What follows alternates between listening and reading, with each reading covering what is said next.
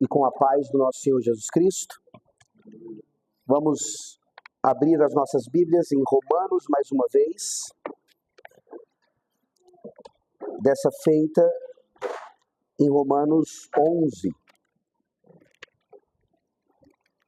Já lemos bastante aqui de Romanos 8, 9 e agora 11, que é justamente a conclusão do pensamento de Paulo, especialmente em relação ao que ele fala nessa sequência aqui de Romanos 9, 10 e 11. Romanos é uma carta que mostra bem o Evangelho e suas consequências, a ordem da salvação e esses aspectos todos, os benefícios que Paulo também fala em Efésios 1, versículo 3, todas as bênçãos espirituais nas regiões celestiais em Cristo Jesus já nos foram concedidas. E Paulo também termina então essa sessão, essa parte, com um rompante doxológico. Já mencionei isso no começo da carta de Efésios, e agora, tendo falado, escrito, a respeito dessas coisas todas, ele termina com o louvor da glória do Senhor. Romanos 11, a partir do versículo 25.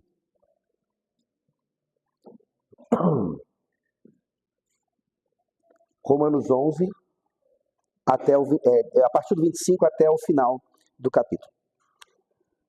Porque não quero, irmãos, que ignoreis este mistério, para que não sejais presumidos em vós mesmos, que veio o endurecimento em parte a Israel, até que haja entrado a plenitude dos gentios.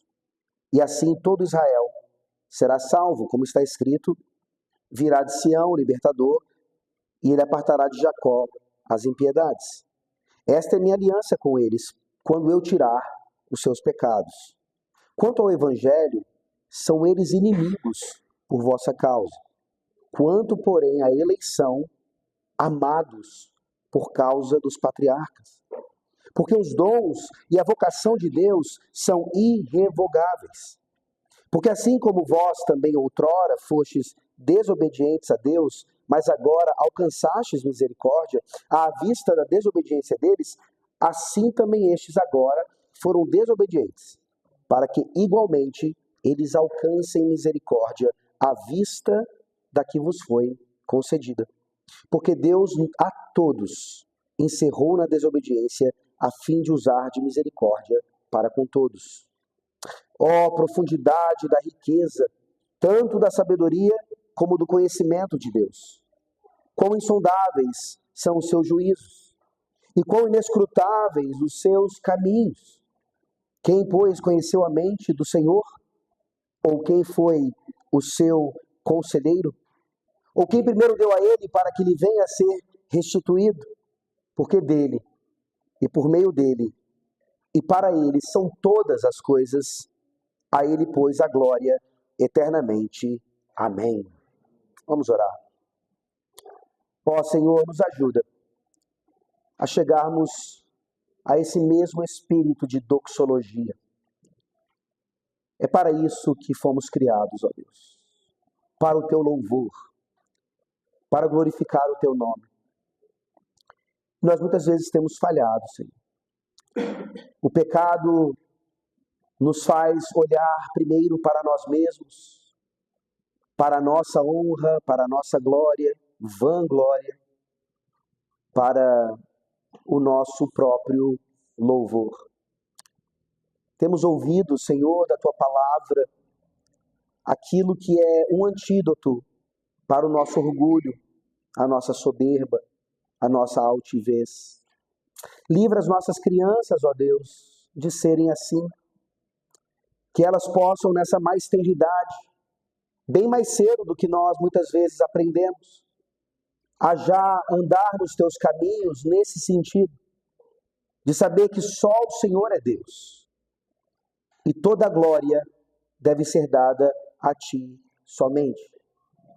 Que essas doutrinas da graça, em especial a doutrina da eleição incondicional e como veremos agora pela manhã, também da predestinação, sejam doutrinas edificantes e não divisivas, que sejam doutrinas esclarecedoras e não de confusão, que nós, pelo Teu Santo Espírito, tenhamos nossas mentes e corações trabalhados para nos submetermos à Tua palavra, Senhor, que mostra para nós também em Romanos que a Tua vontade é sempre boa, perfeita e agradável, que nada foge do Teu controle, que a Tua providência é tanto positiva como negativa, que o Senhor, de fato, determinou todas as coisas nos mínimos detalhes, e que isso, ao invés de nos preocupar ou nos deixar alarmados, deveria nos dar toda a confiança do mundo, especialmente pelo que já vimos ontem e veremos hoje mais uma vez, e como não pode deixar de ser, sempre devemos ver, tudo o que o Senhor estabeleceu é em Cristo. E por causa dele, e para ele, e ele como um filho bendito, obediente e fiel, retorna toda essa glória para o Senhor, o Deus Pai Todo-Poderoso. Que amor bendito na Santíssima Trindade, que serviço fantástico da Santíssima Trindade em nosso favor. Que o Teu Santo Espírito agora, ó Deus, Espírito da promessa, possa nos ajudar a compreender um pouco mais daquilo que o Senhor faz, porque o Senhor só faz aquilo que o Senhor é. Tende misericórdia de nós. Em nome de Jesus. Amém. Queridos, nós vamos voltar para Efésios capítulo 1. Já começamos ontem a tratar daquela que é, como mencionei, uma única frase, do versículo 3 ao 14,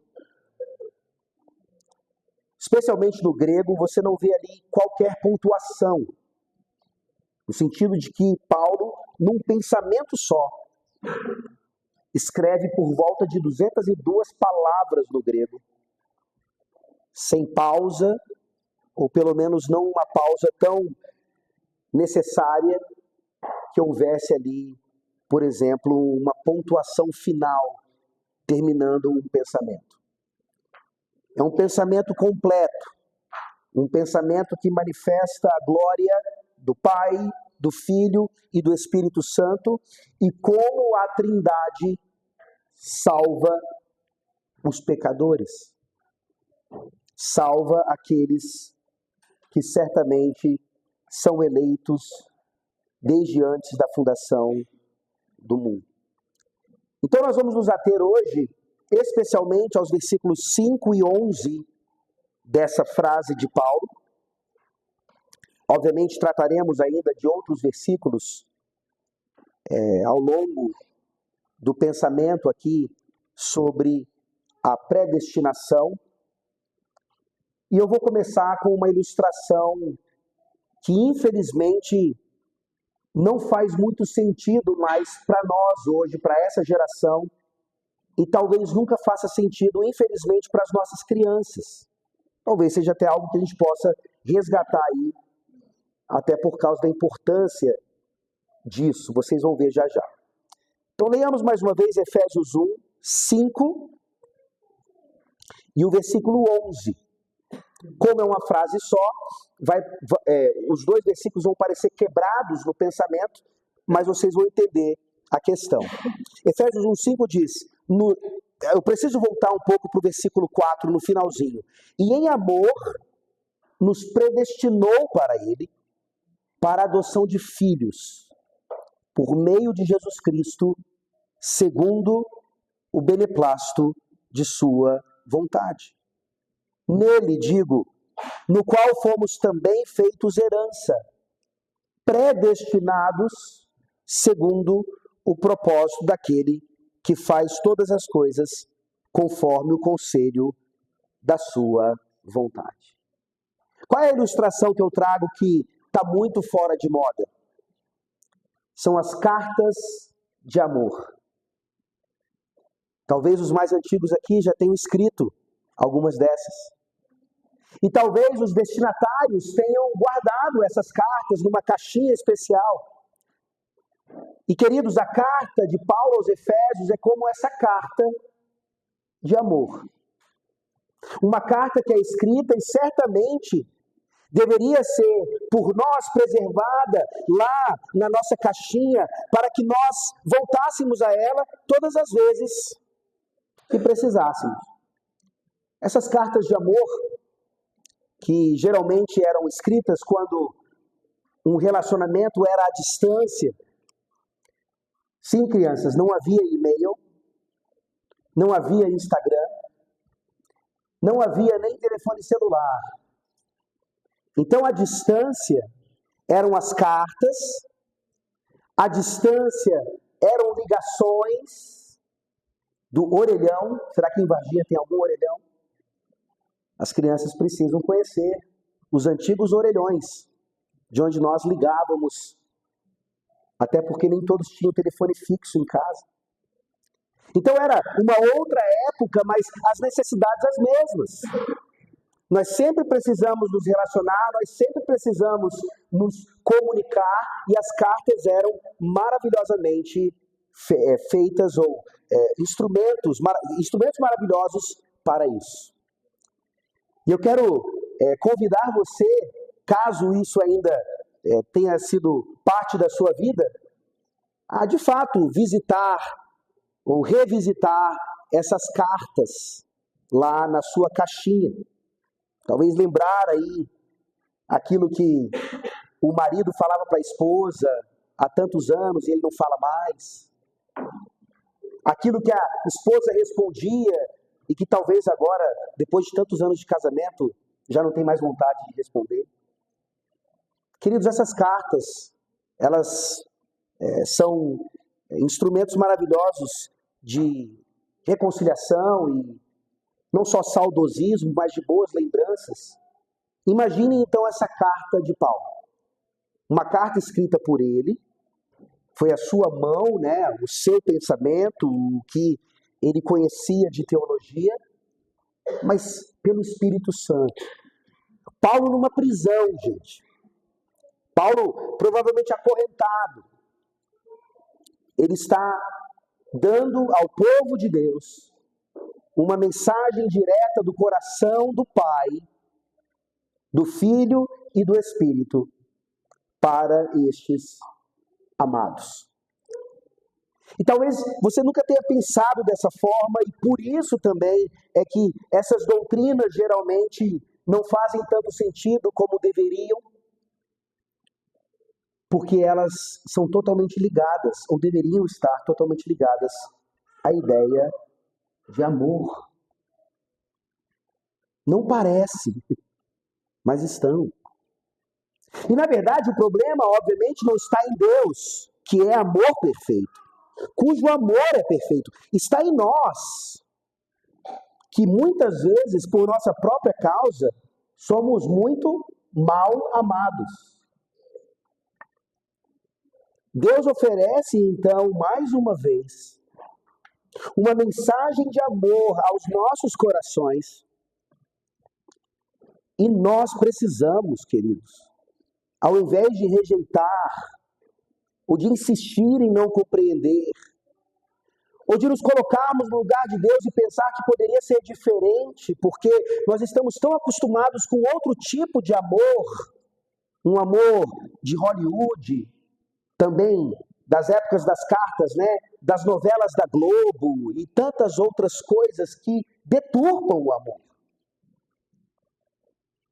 Então, quando nós olhamos para Efésios 1:5, por exemplo, voltando ao finalzinho do versículo 4, Paulo claramente diz: e em amor nos predestinou para ele, para a adoção de filhos, por meio de Jesus Cristo, segundo o beneplácito de sua vontade.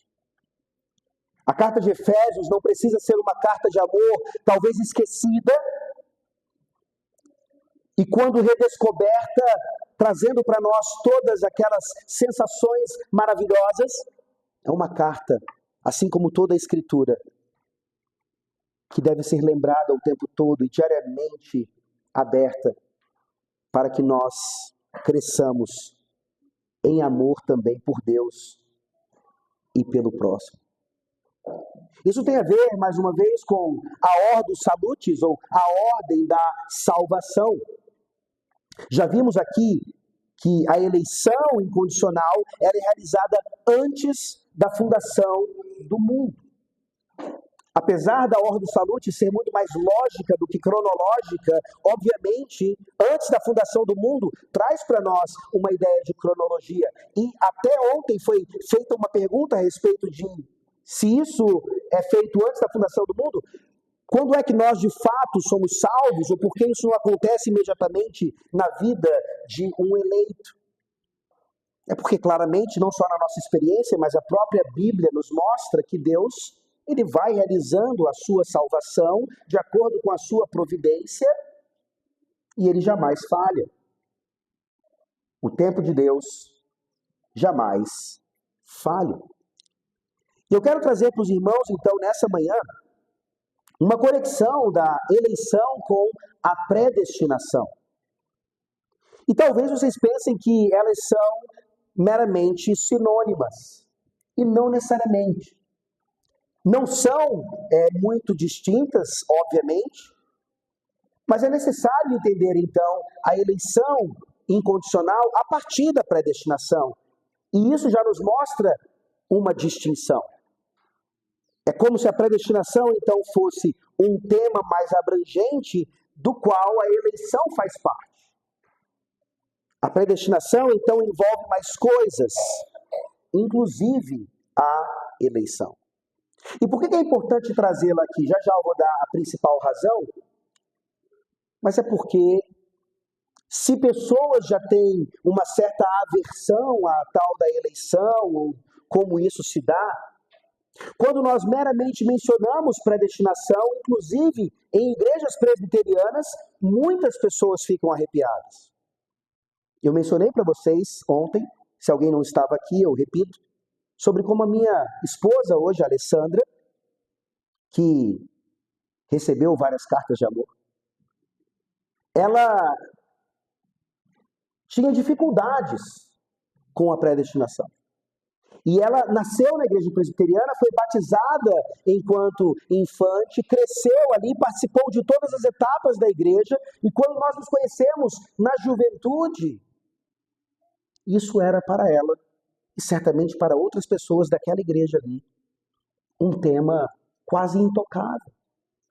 Não vamos tratar disso, porque é algo que gera confusão no meio da igreja. E ao não tratar, ou tratar de maneira errada, a confusão permanecia. E o pior, a mensagem de amor não era transmitida. A mensagem de amor era limitada. Ou permanecia sendo aquela famosa frase, ou a expressão, o jargão, Deus te ama, ou Deus é amor. E você, ok, ótimo, mas... E aí? Por isso, queridos, nós não estamos aqui tratando apenas de uma situação que está na Bíblia e pronto. Nós estamos tratando, de fato, de uma declaração de amor de Deus para o seu povo. E isso é uma expressão maravilhosa do próprio pacto, da aliança que ele faz conosco por meio do mediador da aliança, o seu Filho bendito. Eu vou ler agora para vocês a seção 5 do capítulo 3 da nossa Confissão de Fé, a Confissão de Fé de Westminster. Então, para vocês entenderem a estrutura desse texto, ele começa com as Sagradas Escrituras, ele não começa com Deus e a Santíssima Trindade, parece ser o principal assunto, mas se nós não começarmos com a Escritura, nós não temos acesso a Deus ou qualquer revelação do próprio Deus. Então, começo com a Escritura, Entramos no tema principal, que é a teologia em si, Deus e a Santíssima Trindade, e logo no capítulo 3, nos é falado a respeito daquilo que a Santíssima Trindade estabeleceu lá na eternidade. E se você perguntar o que foi que a Trindade estabeleceu lá na eternidade, a resposta é simples e ao mesmo tempo bem profunda. Absolutamente tudo. Absolutamente tudo. Dos mínimos detalhes aos maiores eventos na sua vida e na humanidade. Tudo, sem tirar nem pôr, foi estabelecido pela Santíssima Trindade lá na eternidade. Mais uma vez, talvez, por causa do nosso pecado, essa realidade nos confronte, porque ela não deixa espaço para qualquer soberania humana. A soberania é totalmente de Deus. E isso, obviamente, por causa da nossa queda, nos aflige um pouco. Nós queremos ter um pouquinho de controle das coisas, porque senão parece que tudo está fora de controle. Mas percebam que é justamente o contrário. Se isso é verdadeiro e a Bíblia declara que é, então a nossa confiança é plena. E como nós veremos aqui, isso não tira de modo algum de nós a participação naquilo que o Senhor mesmo nos chama para fazer, inclusive na nossa vocação secular ou que Ele nos deu. A seção 5, então, desse capítulo 3, que fala sobre como Deus determinou todas as coisas, diz assim: segundo o seu eterno e imutável propósito, e segundo o santo conselho e beneplácito de sua vontade, antes que o mundo fosse criado, Deus escolheu em Cristo, olha a eleição aí, para a glória eterna, os homens que são predestinados para a vida, para o louvor da sua gloriosa graça. Ele os elegeu de sua mera e livre graça e amor, e não por uma previsão de fé, isso nós veremos hoje à noite, ou de boas obras e perseverança nelas, ou de qualquer outra coisa na criatura que a isso o movesse como condição ou causa. De fato, debaixo do panorama da predestinação, a eleição se mostra mais uma vez totalmente incondicional. E graças a Deus por isso. Porque se fosse condicional, gente, nós nunca, absolutamente nunca seríamos escolhidos. Essa é a realidade do tamanho do amor de Deus por nós. E nessa fala agora eu trago para nós duas posições. Essa é a estrutura da fala. A primeira parte justamente demonstra aquilo que acontece em relação aos que não aceitam a predestinação. Por meio desse mau entendimento, isso gera indignação na vida de muitas pessoas e até mesmo um certo desconforto. A indignação, eu já mencionei ontem, inclusive, e você já deve ter ouvido muito por aí. Quando tratamos desse assunto, pessoas imediatamente se manifestam dizendo: se essa é a verdade, se essa é a realidade, Deus é injusto. E o desconforto tem a ver com aquela ideia da falta de controle da nossa parte. Não é fácil entender que nós não temos poder algum em relação à nossa salvação. Queridos, nós somos treinados desde o ventre materno, passando pela infância, juventude, até a fase adulta, a acharmos que todas as coisas dependem, num certo sentido, do nosso próprio mérito, ou do quanto nós nos dedicamos àquilo. E nós temos visto que isso nas falsas religiões nada mais é do que uma religião de obras. E é isso que define todas as religiões, que não a religião do Evangelho. O cristianismo verdadeiro, bíblico, é o único que se manifesta como a verdadeira religião, porque ela é a única religião da graça e da soberania plena de Deus. Então se gera indignação, desconforto em alguns, especialmente aqueles que não aceitam tão bem a doutrina. Por outro lado, naqueles que aceitam a doutrina, há duas reações indevidas também. A primeira delas é a acomodação. Já vimos um pouco disso ontem também. Então,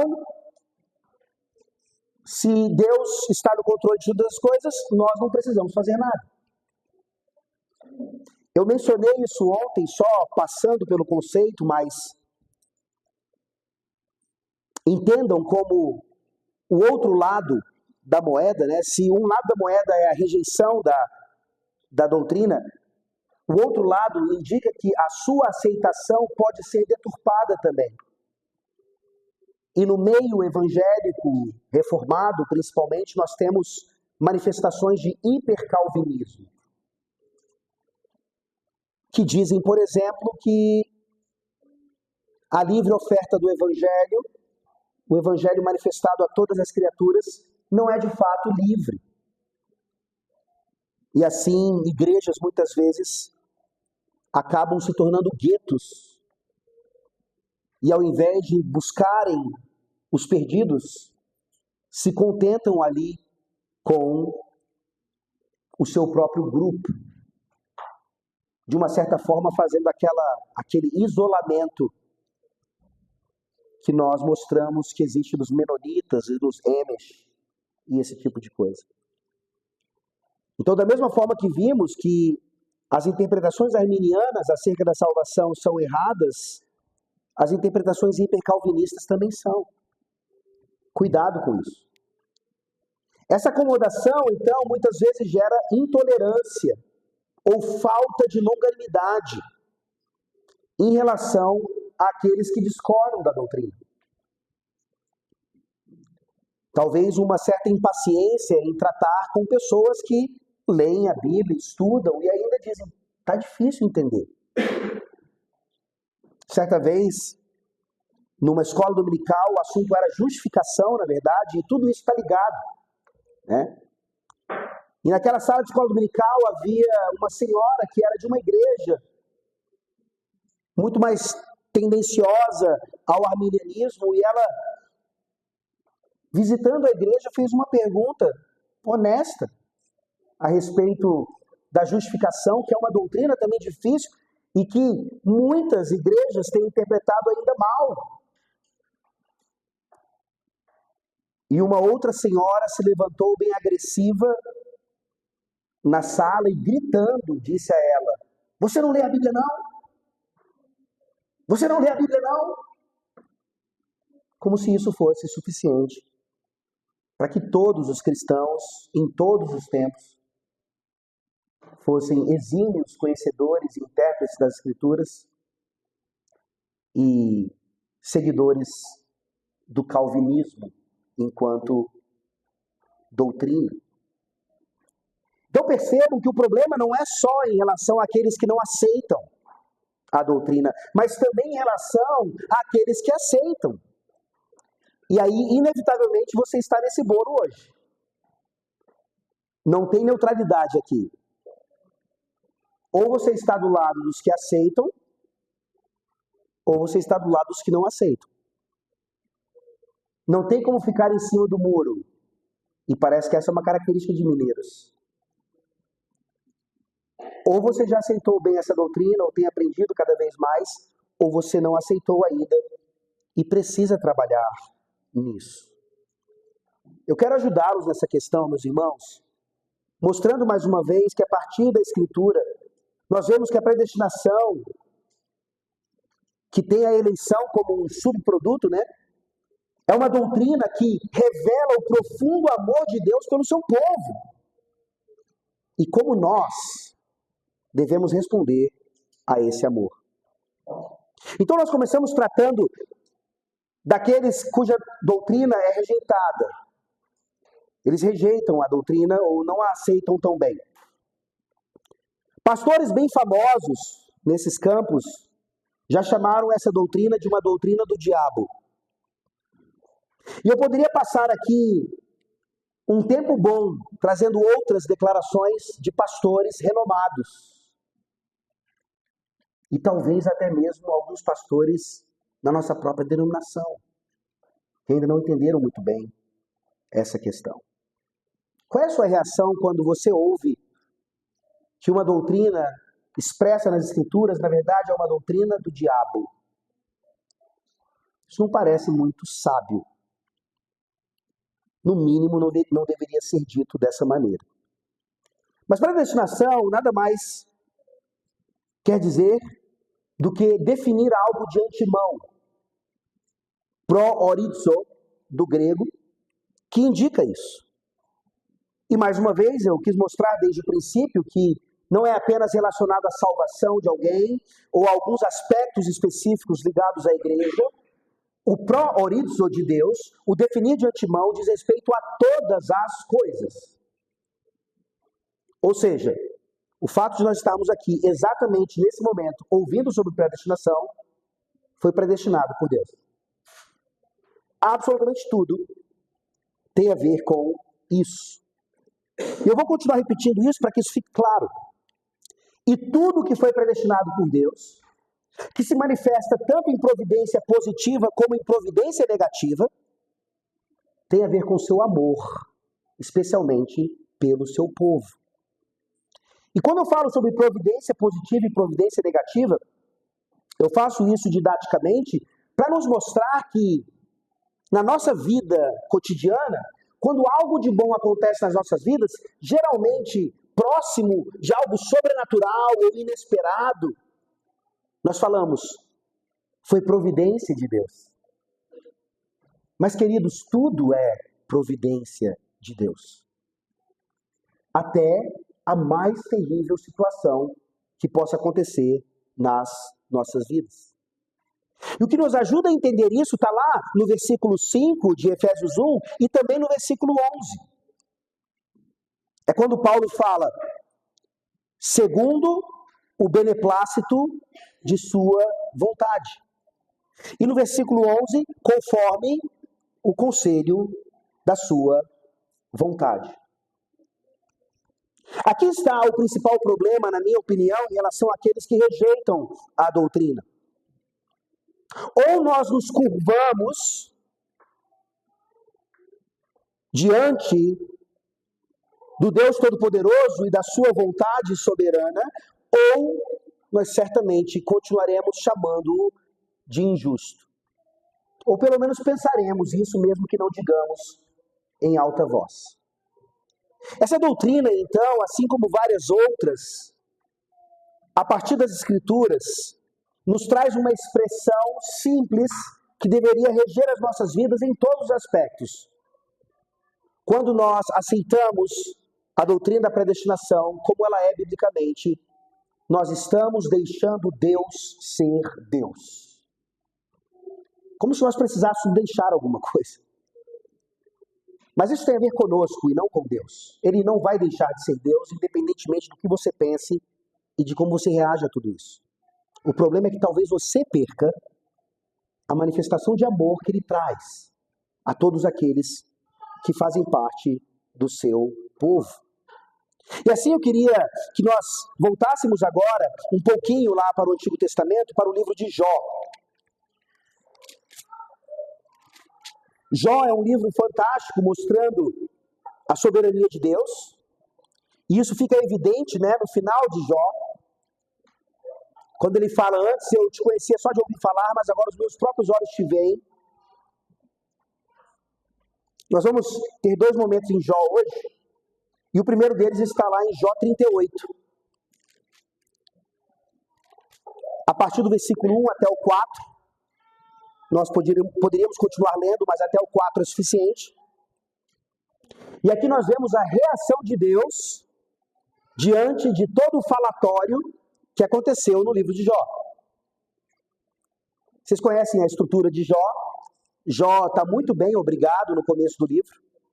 Satanás vem e começa a causar confusão ali em toda aquela história, e debaixo da soberania de Deus, ele faz um estrago na vida de Jó. E o estrago, numa certa medida, continua pelos conselheiros péssimos, os muito amigos de Jó. E Jó, obviamente, vai tendo a sua fé testada e de vez em quando ele resvala um pouco o pé. E aí Deus começa a falar lá no finalzinho. Jó 38, versículo 1. Depois disto, o Senhor do meio de um redemoinho respondeu a Jó: quem é este que escurece os meus desígnios com palavras sem conhecimento? Cinge, pois, os lombos como homem, pois eu te perguntarei e tu me farás saber. Onde estavas tu quando eu lançava os fundamentos da terra? Em outras palavras, Deus diz para nós, todas as vezes que estudamos esse assunto, cinjam os lombos aí, homens e mulheres. Preparem-se. E me respondam, onde é que vocês estavam quando eu, o Filho e o Espírito Santo estávamos determinando todas as coisas lá na eternidade? Onde é que vocês estavam para poderem agora sequer pensar em discutir ou debater a respeito da soberania absoluta de Deus? Esse é o beneplácito da sua vontade. Esse é o conselho da sua vontade, como nos é dito em Efésios capítulo 1. E uma hora Paulo fala beneplácito, outra hora ele fala conselho, porque tem tanto o aspecto objetivo da coisa, como também o subjetivo. Os propósitos de Deus que não podem falhar, os planos dele que não podem ser frustrados, como nós vemos inclusive em Jó, eles são de beneplácito. Eles têm aspecto de bondade. Eles têm aspecto de justiça, de santidade, de tudo aquilo que Deus é. A vontade do Senhor realmente é boa e perfeita e agradável. Ouçamos a pergunta que Deus faz ao próprio Jó e aprendamos a nos render. E aqui eu queria apresentar pelo menos duas rejeições comuns em relação à doutrina. Talvez você já tenha feito essa rejeição ou essa afirmação de rejeição. Talvez você tenha pensado nela e ainda continua lutando com isso na sua vida. Isso serve também, queridos, para que nós aprendamos a lidar com aqueles que têm essas dúvidas. Perceba que aqui todos aprendem. Eu queria dizer para você que se estudar a eleição incondicional ou as doutrinas da graça parece algo tão banal para você, e já li isso muitas vezes, pastor, muda o capítulo, por favor. Queridos, essa reação sua é extremamente perigosa. Demonstra, no mínimo, um certo orgulho teológico. E como eu já falei ontem, e vai ficar evidente hoje mais uma vez, essas doutrinas, elas nos deixam ainda mais prostrados com a boca no pó. Cuidado com o orgulho teológico. Cuidado com soberba teológica. Então, uma rejeição clara, e parece lógico ter essa rejeição, é que se Deus de fato predestinou todas as coisas, então nós somos meras marionetes ou robozinhos. Eu queria apresentar dois textos para vocês, no mínimo. Isso em si já daria todo um fim de semana de discussão e de debates. Mas eu quero mostrar claramente, a partir dessa mensagem de amor de Deus para nós, que nós não somos meras marionetes, especialmente porque nós precisamos responder a Ele a partir desse amor também. Marionetes não fazem isso. Robôs não fazem isso. Abra sua Bíblia, por favor, em Atos capítulo 2. E deixe a Bíblia garantir a sua tranquilidade em relação a esse assunto.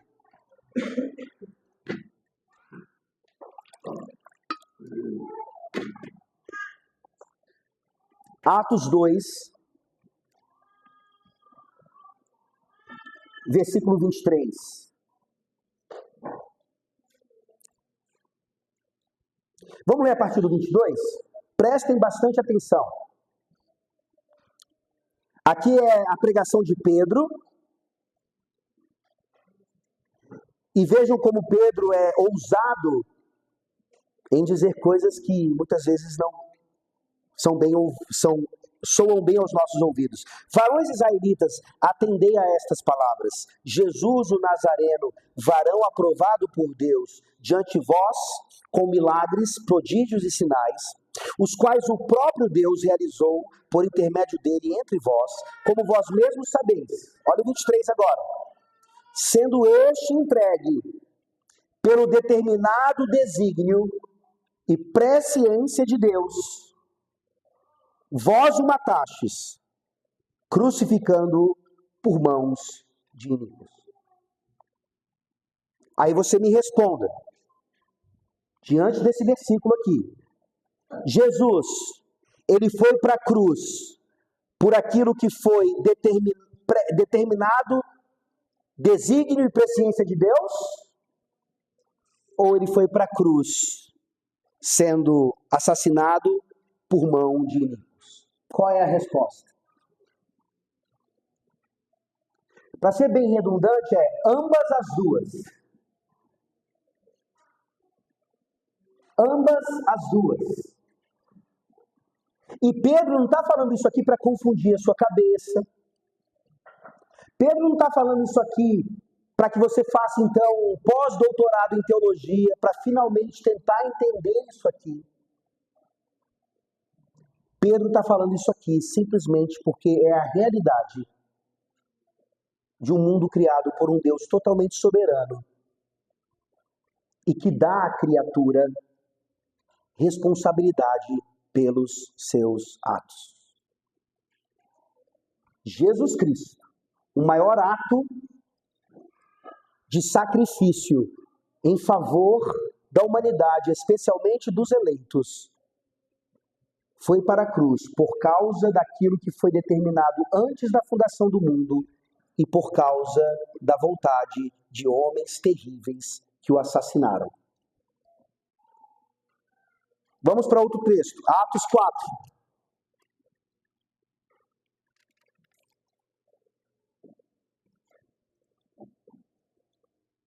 Em Atos 4, nós temos aqui uma base bíblica para aquilo que nós fizemos antes da palestra. Nós nos reunimos em oração corporativa. Nós oramos uns com os outros, oramos uns pelos outros, e é o que está acontecendo aqui em Atos 4. Pedro e João são libertos da prisão e imediatamente eles vão para uma casa onde os irmãos estão reunidos e eles estão orando ali, à luz das Escrituras. E olha como eles oram a partir do versículo 27. Atos 4, 27. Porque verdadeiramente se ajuntaram nesta cidade contra o teu santo servo Jesus, ao qual ungiste Herodes e Pôncio Pilatos, com gentios e gente de Israel, para fazerem tudo o que a tua mão e o teu propósito pré-determinaram. Mais uma vez eu pergunto. Herodes e Pôncio Pilatos, gentios e gente de Israel, eles fizeram tudo ou algo foi pré-determinado por Deus também? Qual é a resposta? Ambos os dois. Ambos os dois. Foi pré-determinado e eles fizeram. Então, queridos, jamais alguém vai ganhar o prêmio Nobel de Teologia,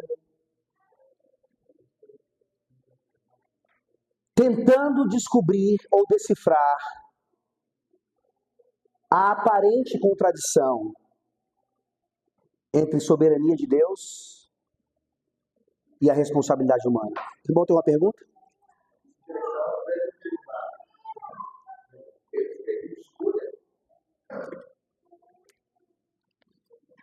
Você sabe a resposta.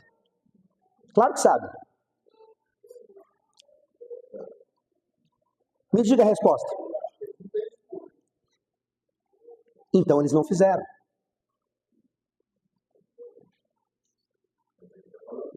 Amém, irmão? Então eles tinham escolha.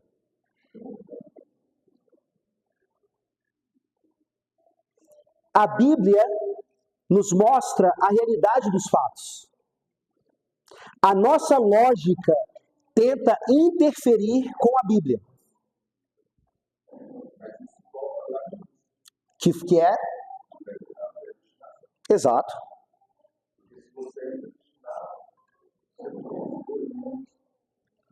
Não é isso que a Bíblia diz. Só uma acho melhor deixar as perguntas. Tá bom. Ok.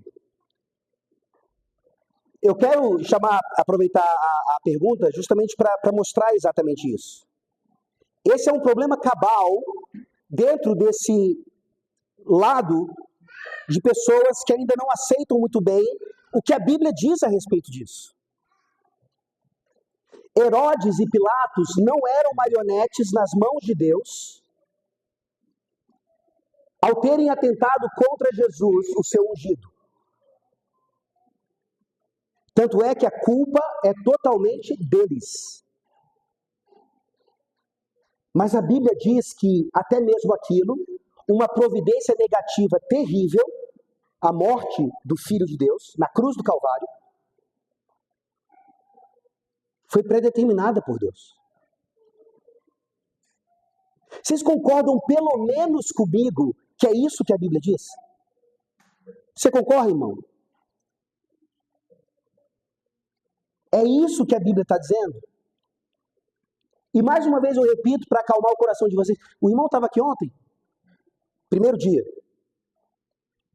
É bom ver o que está gravado. Essa sequência é muito importante. Não é algo fácil, queridos. Por favor. Não pensem aí que você é menos espiritual ao ter uma pergunta como essas ou dúvidas que, como eu falei, logicamente parece que é uma coisa ou outra. Ou que uma anula a outra. Mas pela sabedoria das Escrituras Sagradas, essa carta de amor ao povo, nós vemos que não há escapatória. Herodes, Pôncio Pilatos, você e eu temos escolha em relação ao que nós fazemos. Importantíssimo, querido, que veja ontem sobre a questão do livre-arbítrio. Isso não é livre-arbítrio. Isso está debaixo daquilo que Deus em sua soberania faz. E aí, deixa eu usar uma lógica que inevitavelmente deve ser feita caso nós cheguemos à conclusão que se Deus predeterminou, então não tem escolha. E talvez isso não seja tão óbvio para você agora, porque é muito blasfemo e pesado. Se Deus predeterminou e pecadores não têm escolha, a culpa é de Deus.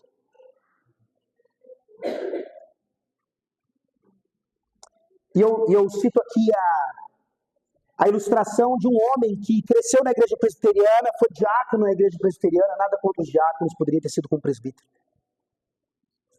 E hoje ele abandonou a fé, ele odeia o cristianismo. E ele disse, quando se divorciou pela primeira vez, já há vários divórcios na vida dele hoje. Ele disse, eu estou me divorciando porque Deus predeterminou que isso aconteceria. Eu me envolvi com uma outra mulher porque Deus predeterminou que isso aconteceria. Então, no certo sentido, ele estava tentando aliviar a consciência dele e fazendo uma das coisas mais blasfemas que um homem pode fazer, que é colocar a culpa de pecados ou de providências negativas em Deus.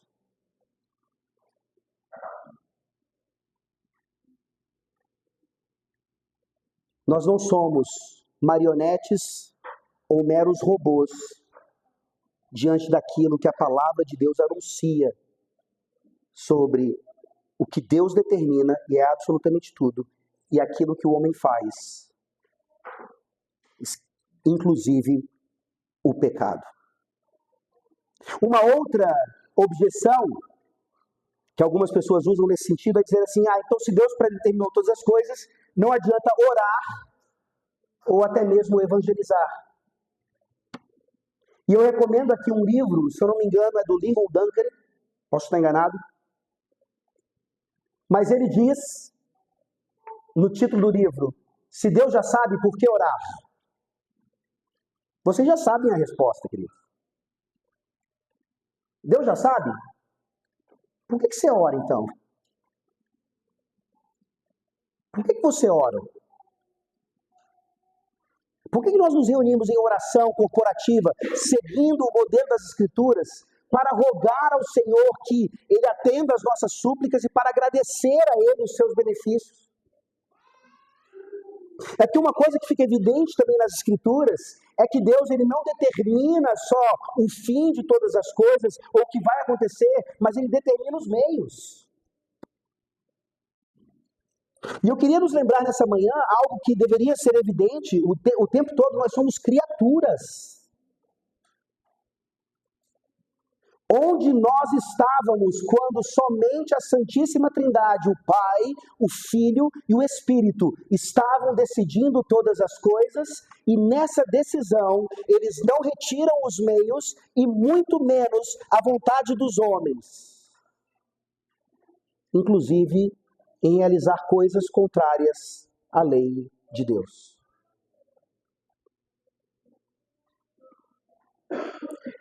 É para o nosso corar de vergonha, meus irmãos, que nós não somos os crentes que mais oram e os crentes que mais evangelizam. Nós nos gabamos de ter uma boa doutrina, um culto litúrgico, mas é para o nosso corar de vergonha que presbiterianos são conhecidos como crentes que não oram tanto assim e que também não evangelizam. Essa doutrina deveria nos fazer guerreiros de oração e homens e mulheres que buscam os perdidos. Porque tanto as respostas de oração como a libertação de pecadores de seus cativeiros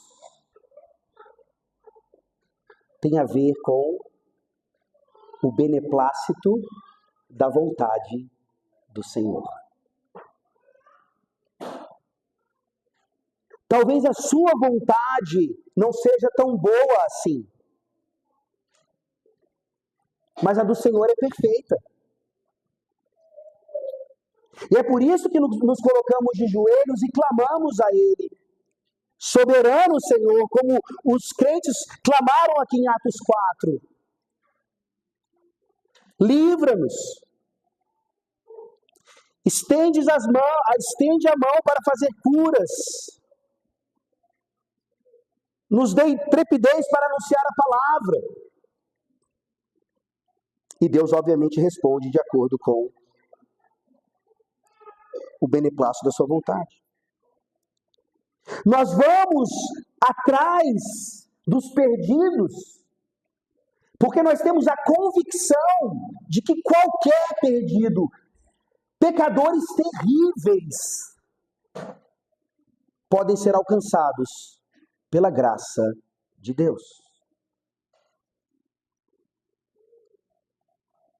Nós não deixamos a presunção ligada às promessas aos filhos da aliança. Nós não deixamos que isso nos torne pais negligentes, que abandonam os filhos espiritualmente achando que, de alguma forma, eles estão garantidos. E lá na frente, mesmo que se desviem, eles voltarão. Você consegue perceber como isso é uma doutrina de amor, meus irmãos? Porque amor não é mero sentimentalismo. O amor é fazer aquilo que é preciso ser feito. Amor não é algo meramente romântico, ou que preenche ali o conteúdo de uma carta maravilhosa. Amor é fazer aquilo que precisa ser feito. Deus também determinou os meios. Que Deus nos livre de não orarmos, porque Ele já sabe. Que Deus nos livre de não evangelizarmos, porque Ele vai trazer os seus eleitos de alguma forma.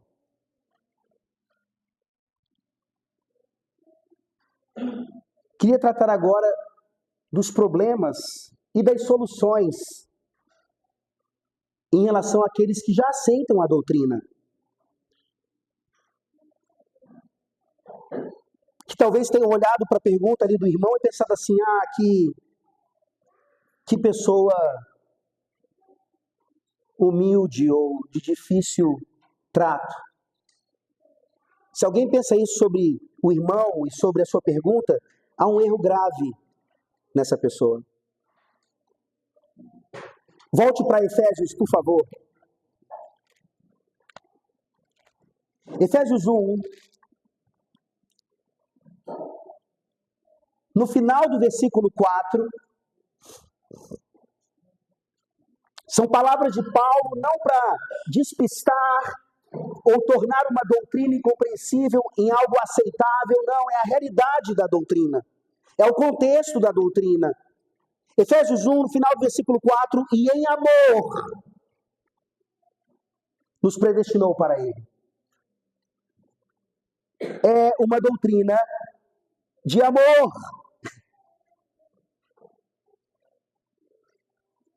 E nós não temos tempo nem de entrar na continuação aqui do versículo 5, mas eu vou mencionar algo, inclusive, porque eu sei que essa igreja foi abençoada recentemente com essa realidade. E em amor nos predestinou para Ele, para a adoção de filhos.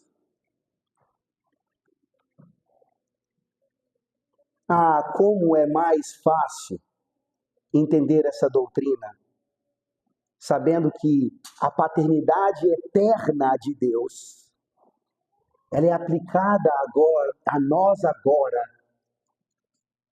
como irmãos de Cristo, o seu Filho unigênito. Meus irmãos, como é que eu quero conhecer o Noah? Só de ouvir o presbítero Rodrigo falando sobre o pequenino Noah, eu percebo o quanto essa criança já manifesta amor, não só para aquela família, mas nessa igreja. Um filhinho querido, um filhinho da aliança por meio de adoção. Vocês acham que isso estava pré-determinado por Deus? Estava, né? E todos os envolvidos tiveram todas as vontades realizadas. Até uma mãe progenitora que não queria mais o filho e pais sedentos por um filhinho querido. E uma igreja abençoada pela adoção de um bebezinho. Olha o que Paulo está dizendo: Deus nos predestinou em amor para a adoção de filhos. Eu e você em Cristo somos como o pequenino Noa nos braços do Pai. Não há absolutamente nada que poderia impedir isso e que nos tire disso, uma vez que Deus confirma isso em nós. Se você continuar lendo aqui, no versículo 6 de Efésios 1, vejam como Jesus Cristo, o Filho, é citado. Para louvor da glória de sua graça, que Ele nos concedeu gratuitamente no amado. Cristo é o amado de nossas almas. E esse amor, queridos, é premeditado. Dá uma olhada, por favor, em Jeremias 31, versículo 3. Jeremias 31, versículo 3.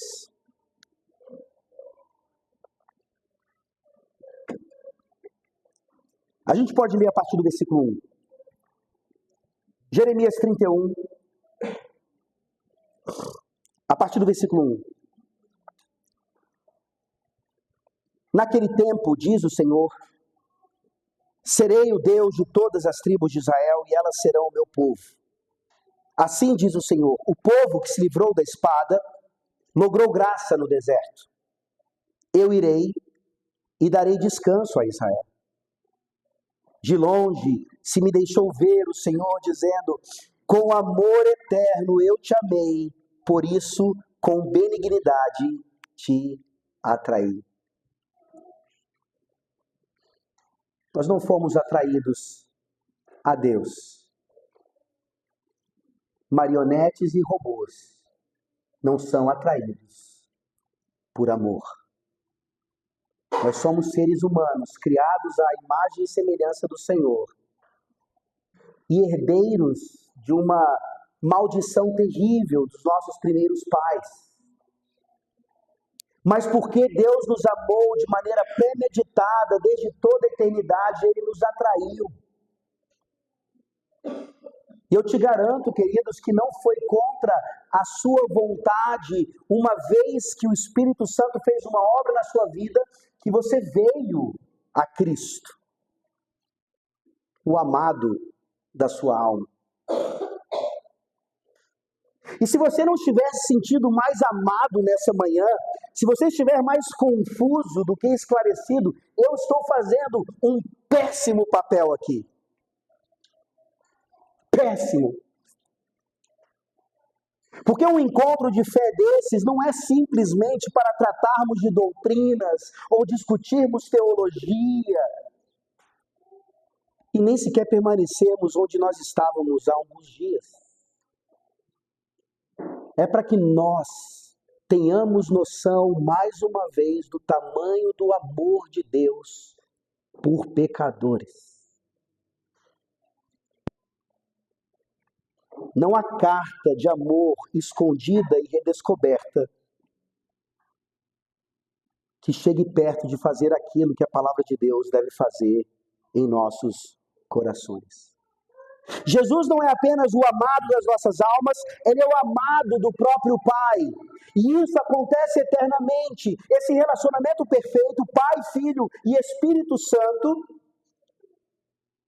E um dos mistérios gloriosos da Trindade é que esse amor, então, agora, ele é entregue. Esse relacionamento é entregue a humanos, a criaturas. E isso por meio da obra bendita do Senhor Jesus Cristo. Vá para João 6, por favor. João 6.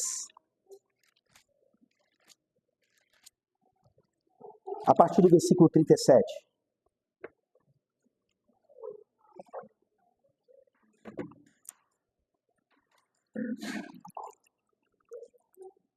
João 6, a partir do 37. Aqui, se os irmãos quiserem ler depois um pouco mais o contexto, É aquele momento em que o próprio Jesus, ao falar sobre coisas profundas da teologia, ele é abandonado. Eu, enquanto pregador, posso falhar e vocês simplesmente decidirem abandonar o estudo. Jesus era o perfeito pregador. E ao dizer o que ele disse, todos o abandonaram, exceto os 12.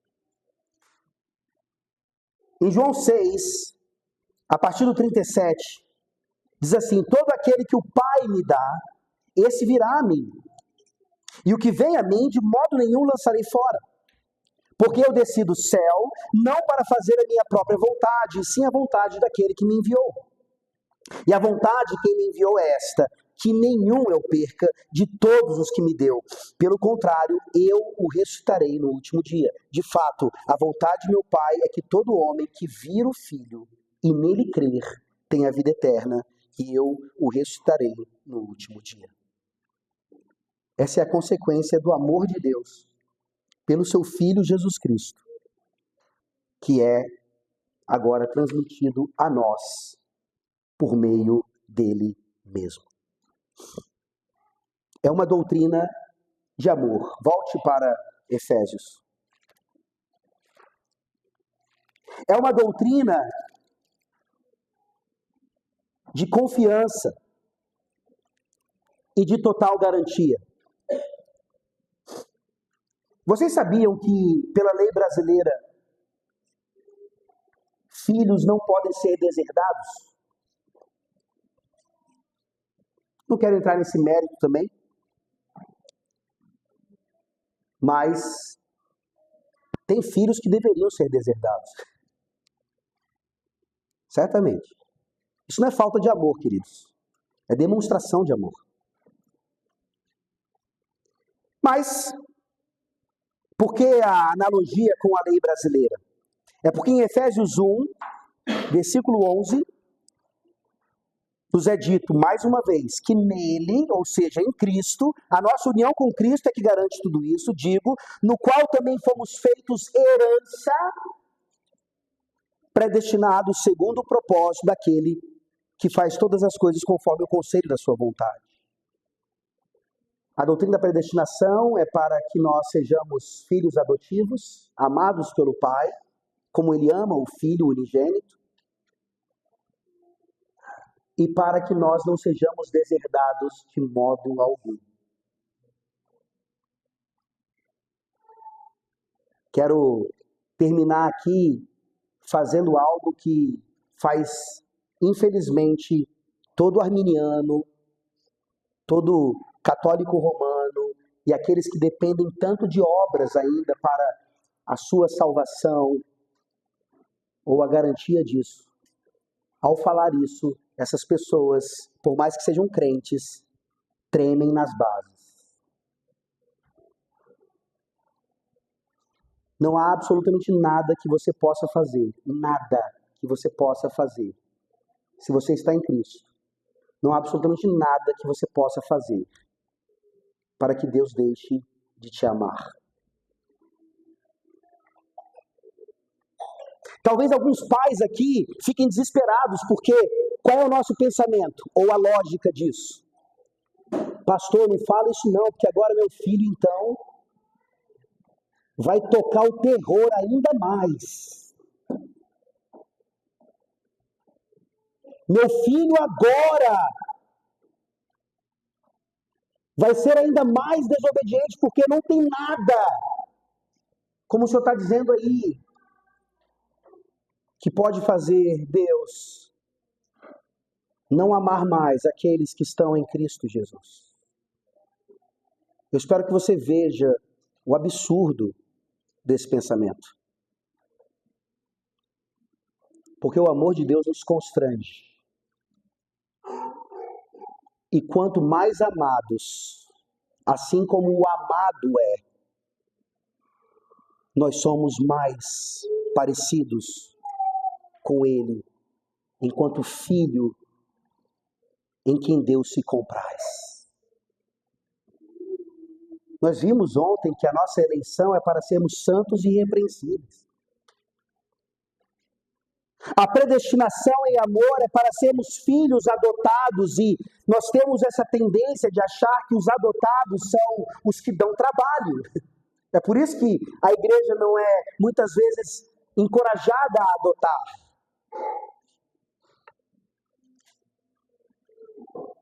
E eu termino também lendo um texto aqui do nosso símbolo de fé e outro texto bíblico para o fechamento. Capítulo 3, seção 8. Pastoralmente, nós lidamos com esse assunto. A doutrina deste alto mistério de predestinação deve ser tratada com especial prudência e cuidado, a fim de que os homens, atendendo à vontade revelada em sua palavra e prestando obediência a ela, possam, pela evidência de sua vocação eficaz, certificar-se de sua eterna eleição. Assim, a todos os que sinceramente obedecem ao Evangelho, esta doutrina fornece motivo de louvor, reverência e admiração a Deus, bem como de humildade, diligência e abundante consolação. Eu vou repetir. Qual deveria ser a conclusão desse encontro, especialmente hoje, após a pregação no culto solene?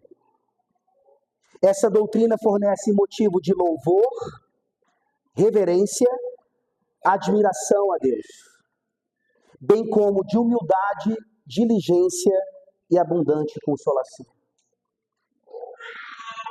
Essa doutrina não deveria fornecer motivo de confusão, motivo de divisão. E certamente, caso haja isso na sua cabeça, a culpa não é da Bíblia nem de Deus, é minha e sua. Talvez eu não tenha sido um bom mestre, mas você provavelmente talvez não foi também um bom aprendiz. Que humildemente o Senhor Deus continue nos levando a exatamente o que nós vamos ouvir agora. Lucas 22.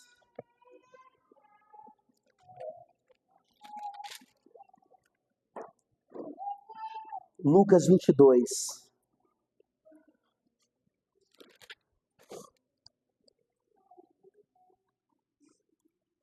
A partir do versículo 19, lembrando, queridos, que hoje à noite nós teremos o meio de graça da ceia do Senhor. Já vamos nos preparando, nos lembrando do tamanho do amor de Deus por nós. Lucas 22, a partir do 19. E tomando um pão, tendo dado graças, o partiu e lhes deu, dizendo: isto é o meu corpo, oferecido por vós, fazei isto em memória de mim. Semelhantemente, depois de cear, tomou o cálice, dizendo: este é o cálice da nova aliança no meu sangue, derramado em favor de vós. Todavia, a mão do traidor está comigo à mesa, porque o Filho do Homem, na verdade, vai, segundo o que está determinado. Mas ai daquele, por intermédio de quem ele está sendo traído. Então começaram a indagar entre si quem seria dentre eles o que estava para fazer isso. Não precisa responder, queridos, por favor, guardem no coração. O Filho do Homem, ele foi entregue por aquilo que estava determinado ou por intermédio de quem ele estava sendo traído? Responda isso no seu coração sinceramente, e eu te digo uma coisa, sem medo de errar: Judas teve toda a vontade do mundo de entregar o Senhor Jesus Cristo como um traidor. Que Deus nos livre de não experimentarmos o amor do Pai, que Ele ama o seu Filho, com o qual Ele ama o Filho desde toda a eternidade. Vamos orar.